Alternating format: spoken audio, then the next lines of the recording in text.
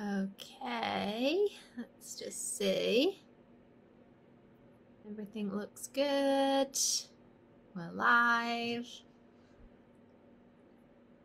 All right. Welcome to this student development session. My name is Joanna, and I will be guiding you today through a conversation around inclusivity and accessibility in your yoga classes. Feel free to take notes, feel free to leave comments. This is my kind of take on what it looks like to offer an inclusive and accessible class, but I know there will be lots of different ways that you navigate that. So please feel free to let me know. And I thought we could discuss how we kind of break down a class, the things that we offer before, during, and after the practice. So maybe just to open, we want to just discuss what inclusivity and accessibility means. For me, when I think about these words in a yoga practice, I think about the practice being available for everybody, no matter age, ability, gender, etc. It also reminds me that every practice needs to have options so that every student has something that they can do. This is how we empower our students and how we continue to grow rapport and trust with our students and have continuing recurring students in our classes. And another thing I think about when it comes to inclusivity and accessibility is that our props and the use of our space are our best friend, as well as our ability to connect and communicate with our students. So all of this takes time and awareness and skill to hone this ability to provide a safe, accessible class. You may have been to yoga classes where this hasn't been the case. Very often we can find ourselves, especially in a yoga studio setting, where classes are geared towards a specific type of student and not necessarily geared towards everybody. I'm sure you can remember a class where that has perhaps been the case. You may also have been in yoga classes where you feel like everybody is seen and catered to in the class. And this really is skilled teaching in order to do this. It is also about the teacher leaving their ego at the door and being very flexible and adaptable with their sequence that they may have planned. We know that when we show up with a specific sequence, it doesn't always work out that way because we have to cater to the students that show up to that class. So we're going to start to look at what we can do as students arrive in the studio or the community space or your home, wherever you're teaching your class from, that can create an environment of safety, accessibility, and inclusivity. So you probably already got your own ideas of what that might look like.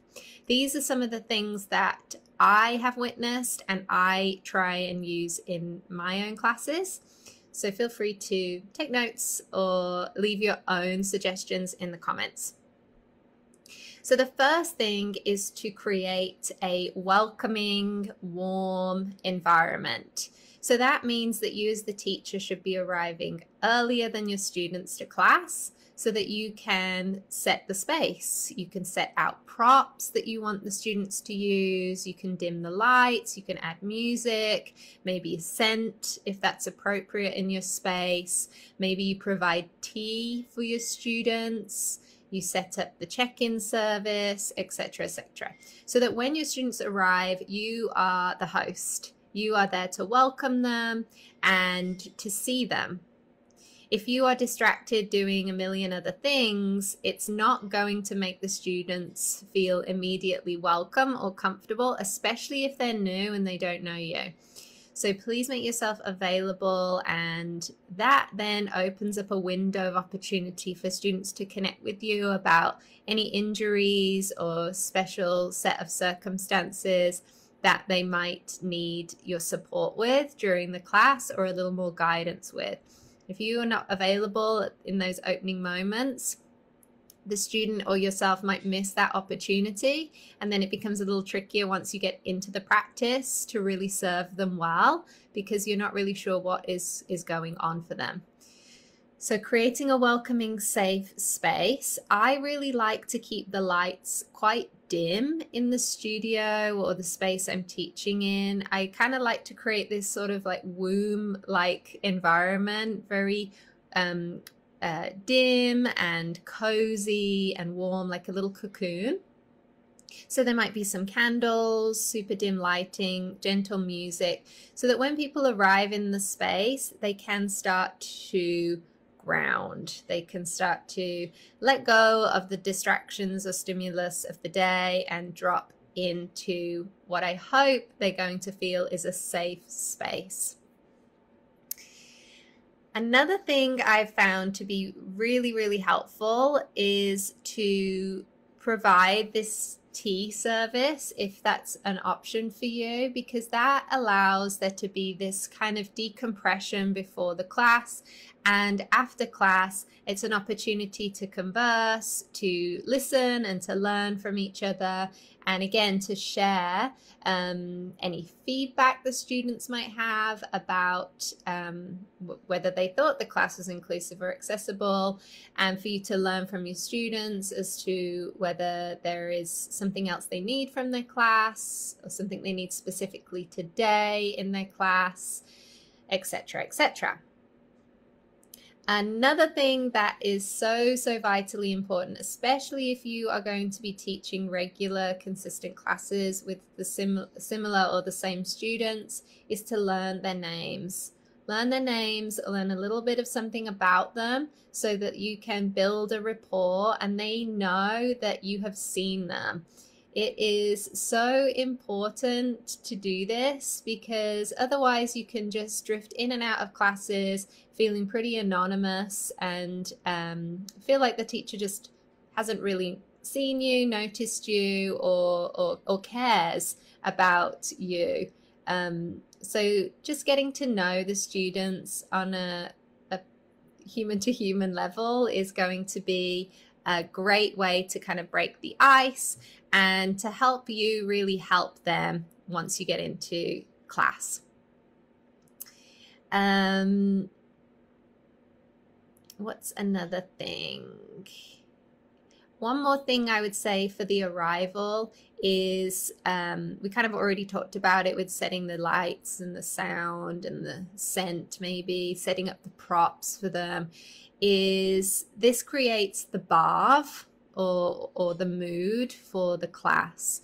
So imagine that you are hosting a dinner party, and when you go to the space that you're teaching in, you are hosting your students. So you design the tone, you design the mood that you want them to feel. So instead of arriving a little bit frantic and frazzled and throwing down your mat and just getting going, give yourself and your students the time and space before class. Just 15 minutes is all it needs to be. And that will really help to break the ice, connect with the students, and ground yourself. So now let's look at during a class. What can we do during a yoga class to invite in more inclusivity and accessibility? The first thing is to really see the people in the room on that specific day. Have you got people with knee injuries, wrist injuries? Do you have anyone with vertigo? Anyone that is pregnant? Anyone dealing with a new injury? Do you have seniors in your class? Do you have young students in your class? This is going to help you really design the class around who is there, rather than being rigid with the plan that you have in your head. And now I know this is really hard in the beginning of your teaching career, because we are a little more stuck to the plan and the notes, and it can be hard to navigate off that. I understand that. Don't worry if that's you right now. It will come with time. I think the most important thing is that you keep looking off your notes and up to your students to see whether what you are delivering is landing with them. Is it something that they can do?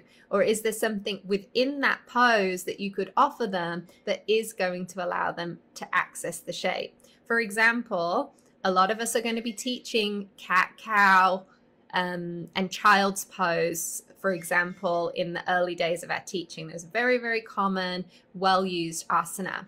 So when you're teaching those shapes, look at the students. Can they get into child's pose? Or do you need to offer them a bolster between their pelvis and their heels today? Or in cat-cow, are they kind of having some difficulty being on their knees? Do you need to offer them a blanket? Or do they need to do cat-cow maybe from a seated position instead of on their hands and knees? So you can start to invite in these little cues, little extra offerings to the pose, just based on what you are witnessing with your two eyes. So don't worry too much about really throwing yourself off your plan in the beginning. Keep your plan as it is, but just keep watching the students and adding in those little nuggets of offering that you know might help specific students in the class, and just see how they respond and react to that. It's really great when you offer the students something, you see them take that option, and then you see them kind of land and settle. And it's almost like, you know, without having to say it, they're saying thank you, because now they're in a shape that feels comfortable for them and that they can do, and you've empowered them to get there. The next thing I would say is to be really mindful of language. Language is huge when it comes to accessibility and inclusivity. We don't want to lean towards language that puts people in boxes or labels. So if you can avoid saying things like, this is level 1, this is level 2, this is level 3, or avoid saying beginner, intermediate, advanced.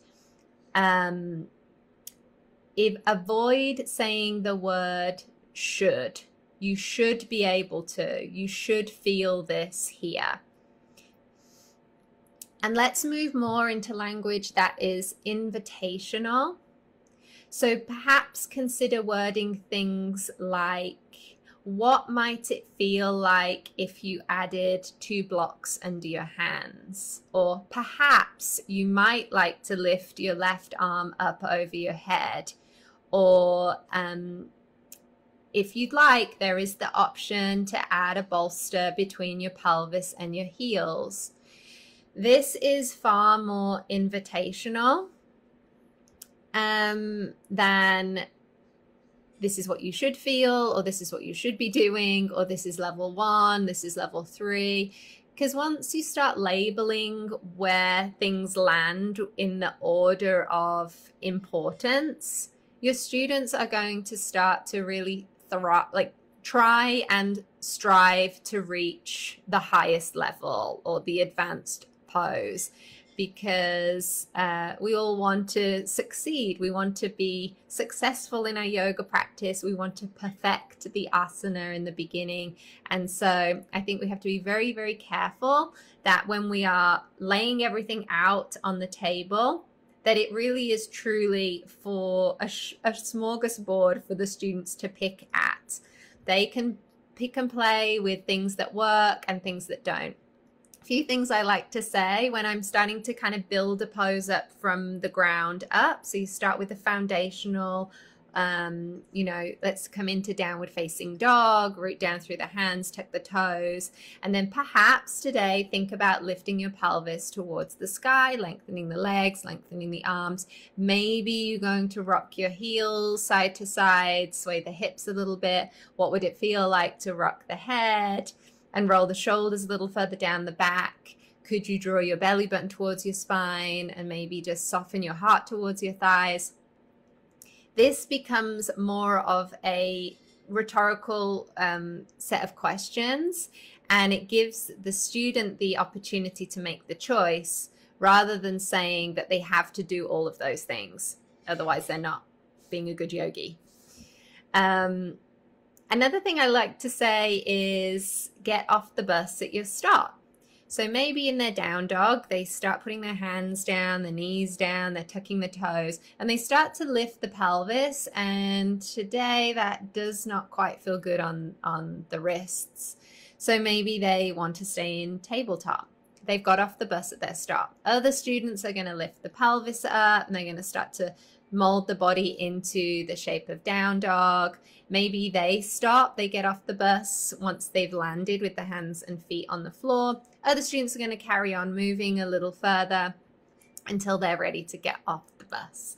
So that's kind of a fun way to explore offering options, offering additional layers. And I always like to say that these additional layers, you can either add them on or you can peel them off. So you can try a few, see the ones that fit, that stick, that feel good, explore, and then know that you can take them off and go back to, the best version of the pose for you. Another thing that's very important is to demonstrate the options as the teacher. It's one thing just to say, try this, do this, and then the teacher just goes into the final destination of the pose and hangs out there. Because a lot of the time students aren't always listening, they are looking, and so they are copying or mirroring or trying to mirror exactly what you're doing. So not everybody is going to be hearing all the verbal cues, which is why it's really important to demonstrate them. And maybe, you get to the peak of the pose, but then you as the teacher take some of those layers away and you enjoy being in the pose with less additional add-ons. And that's where you stay. That's demonstrating to your students that it is okay not to always get to the final destination of the peak of the pose. This also goes with using props. If you are cueing props but you're not demonstrating with your props, there's a likeliness that your students will opt not to use them. If you use them and show them how to, then they are more likely to use them, and that's going to hopefully help them feel better in their practice. So the more you cue props, the more you need to use them as the teacher, I think, because that is going to encourage your students to do the same.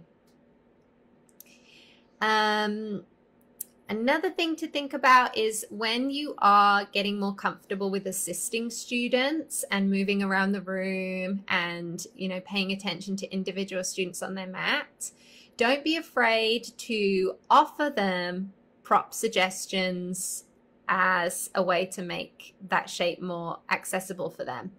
You can actively help them in the pose by just placing that block under their hand that's not quite reaching the floor in triangle pose.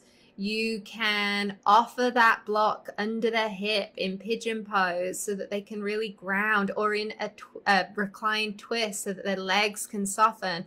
Sometimes the students don't even realize how much those props are going to support their practice. And sometimes people see the props as a weakness, and that is not the case. They are of huge benefit to everybody, no matter where you are on your yoga path. So once you start to feel more confident with your teaching and going to students, you can say to them, would you, consider placing this block under your hand and just see how that feels. If you don't like it, you can take it away. And then they can make a choice.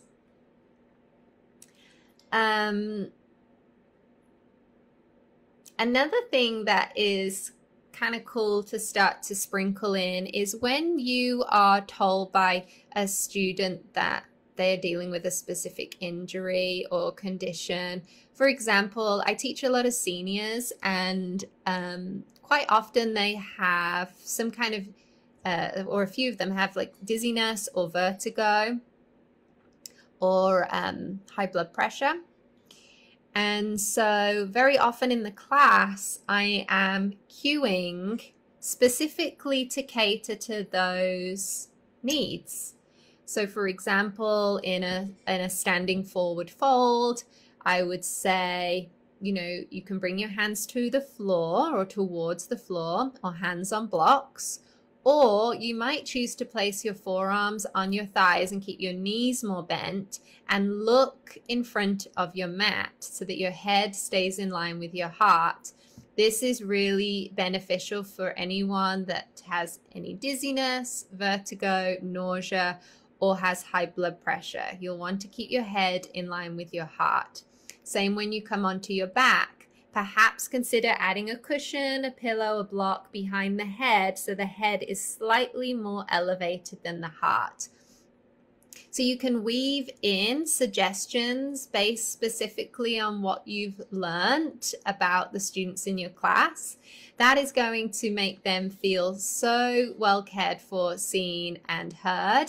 And it's going to help you as the teacher to be very mindful of what's going on in your class and how to weave those cues and suggestions into your sequence. Again, a lot of these things are going to come with time and experience, so don't worry if they don't land straight away. What else do I suggest? We already talked about it, but just using your eyes. Your eyes are going to be a great indication to see what's landing with your students and what's not. And, you know, having a couple of things in your tool belt that you can use as little pivot moments. So for example, if you're noticing that the class is kind of running away from you and a lot of your students are not finding it accessible, what can we do to kind of bring it back to a grounded place for yourself and for your students? That could be simply bringing the students to Tadasana, or mountain pose, or Balasana, child's pose, or tabletop, or downward facing dog. A pose that is a little more neutral, that they can settle in for a couple of breaths, you know, up to 5-10 breaths if you like, in those rest shapes, so that you can regroup, recenter, and just kind of use that as a pivotal moment to decide, okay, maybe I need to slow things down a bit here. Maybe we've been coming up and down off the mat too much. Maybe I need to focus more on some seated postures. Maybe now would be a great time to do a breath exercise.